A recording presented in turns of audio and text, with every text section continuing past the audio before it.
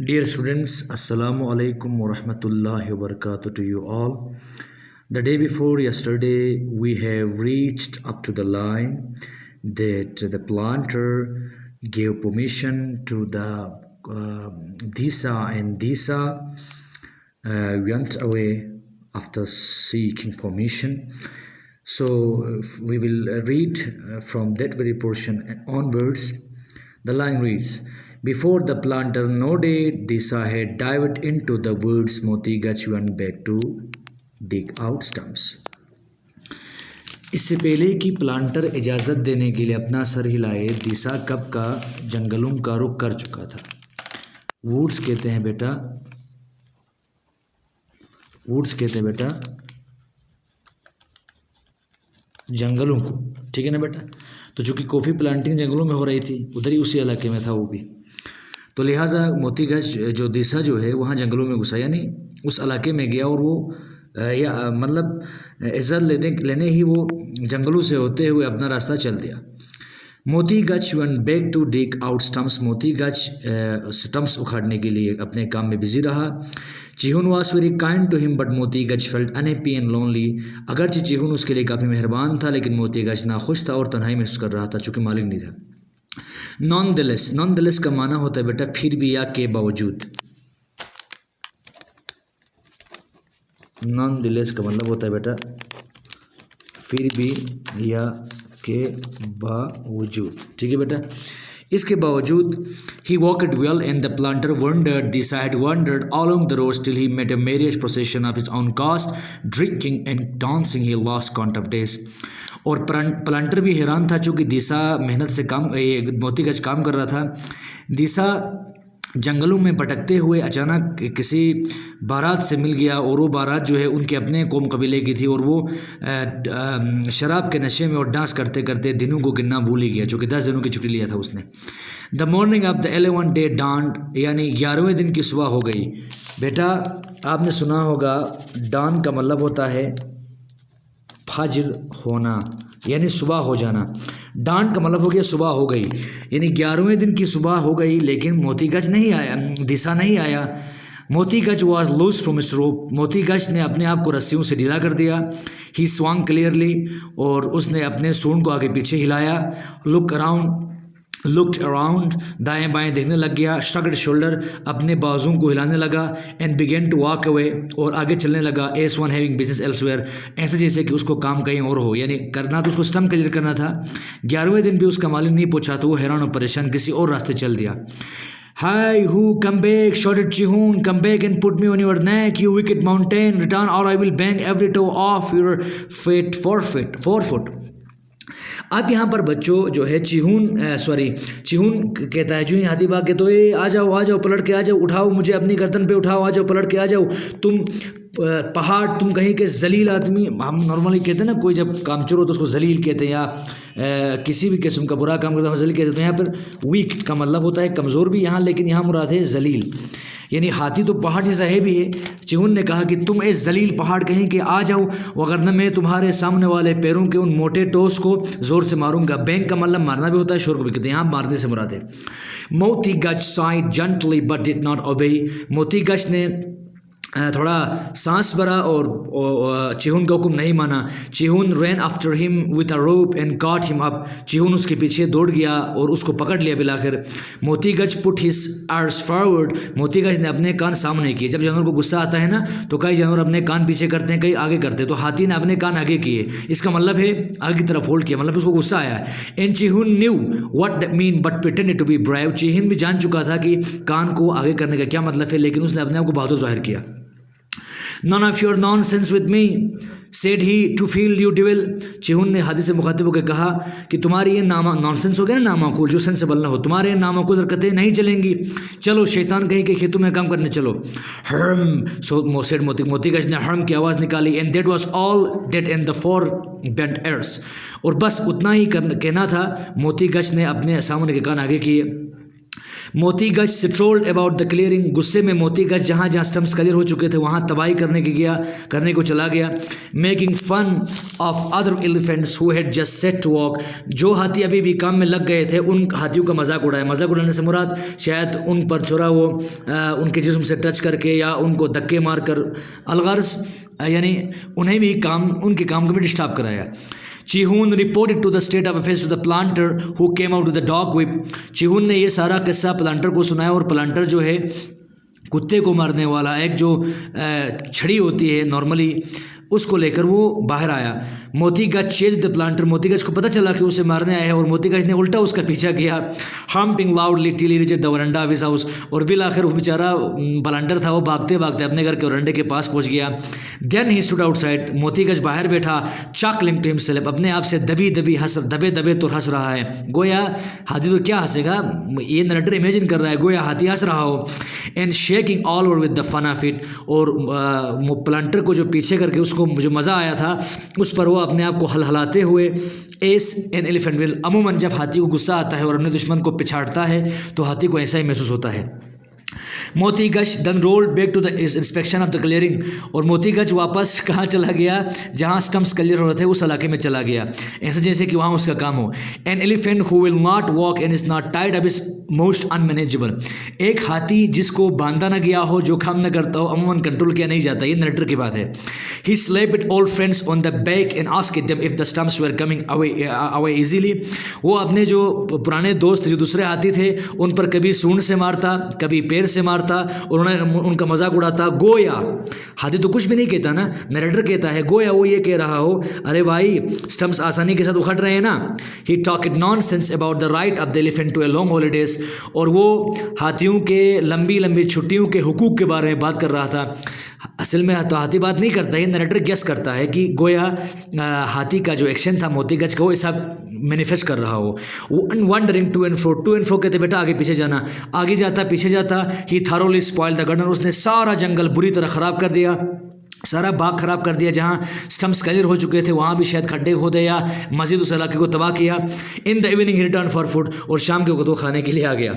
If you want walk you shall not eat, ये जो want और शॉन्ट है बेटा, ये वॉन्ट वुड नॉट का कंट्रैक्शन है, शॉन्ट जो है शैल नॉट का कंट्रैक्शन है। तो चिहून ने गुस्से से कहा अगर तुम काम नहीं करोगे तो तुम्हें खाना भी नहीं मिलेगा।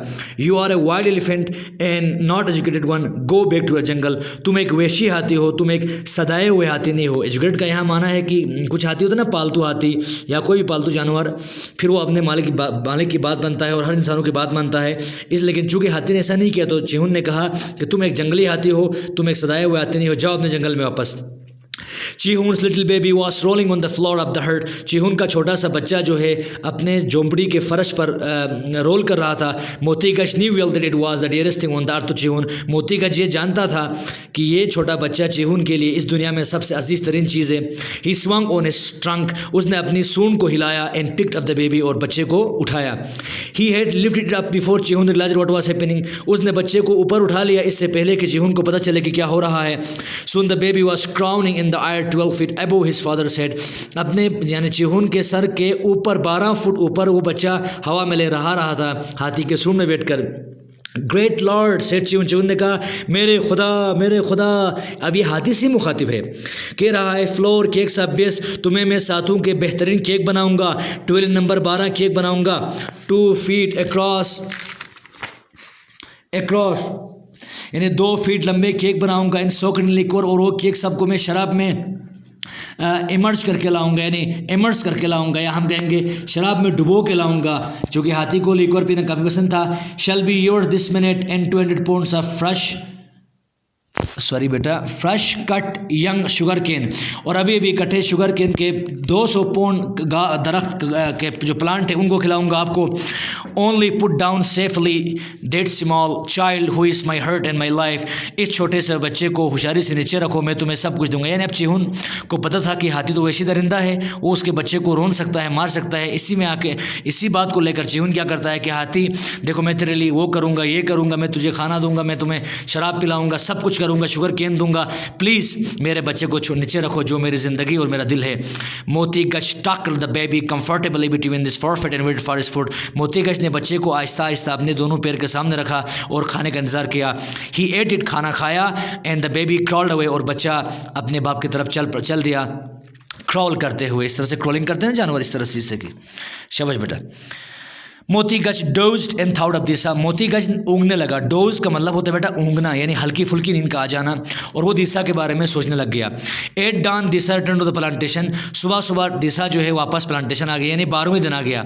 ही had a lot of liquor and he expected to get into trouble for outstaying his leave. उसने काफ़ी शराब पी लिया था और अब जो है 2 दिन ज़्यादा बैठने का 2 दिन ज़्यादा बैठा था, छुट्टी से ज़्यादा, लिहाजा उसको तवक्को था कि अब वो काफ़ी बड़ी मुश्किल में फंसने वाला है।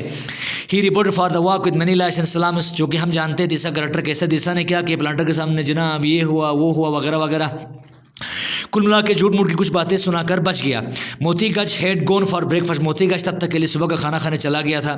Call up your beast said the planter, planter ने गुस्से से कहा अपने उस वहशी को बुलाओ। Deesa shouted in the mysterious elephant language, Deesa ने भी अजीब व गरीब हाथियों की आवाज़ में चिल्ला के कहा कि ओ, चूँकि दिशा हाथी के साथ दिली वाबस्तगी थी, तो वो जान चुका था कौन सा वाला टोन जो है हाथी को अपनी तरफ राग़िब कर सकता है। मोती गज हर्ड एंड कम, मोती गज ने सुना और आ गया।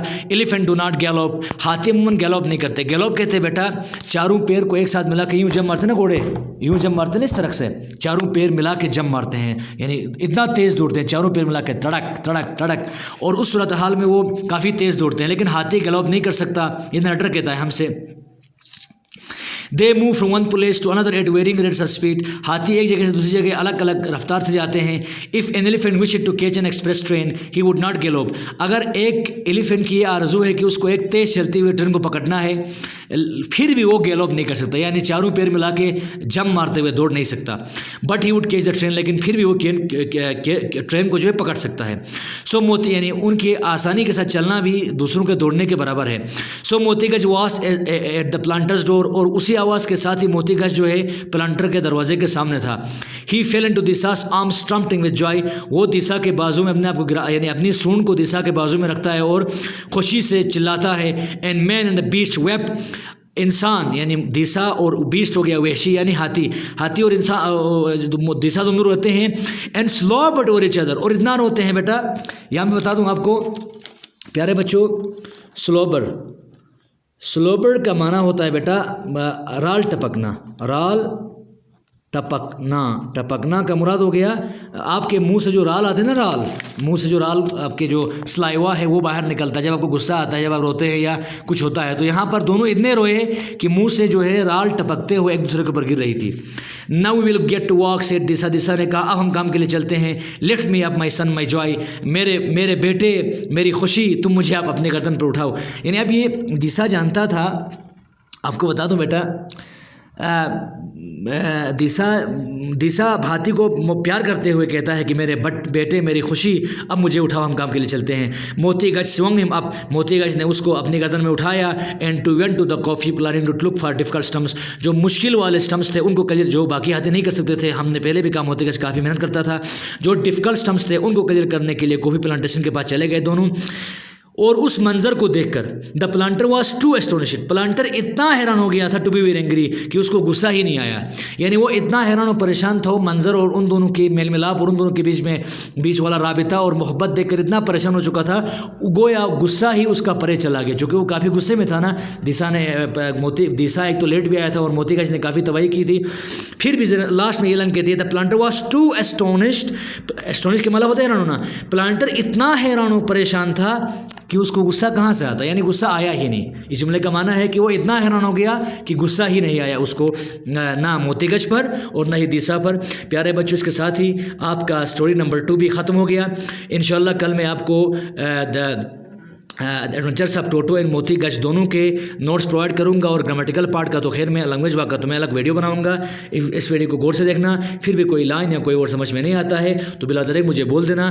खुदा हाफिज़, वस्सलाम, हैव अ नाइस डे, और don't forget to watch the video again and again in order to get each and every sentence clearly, but even after watching the video several times, if you might confront any problem, so without any hesitation you just give me a buzz. Khuda Hafiz.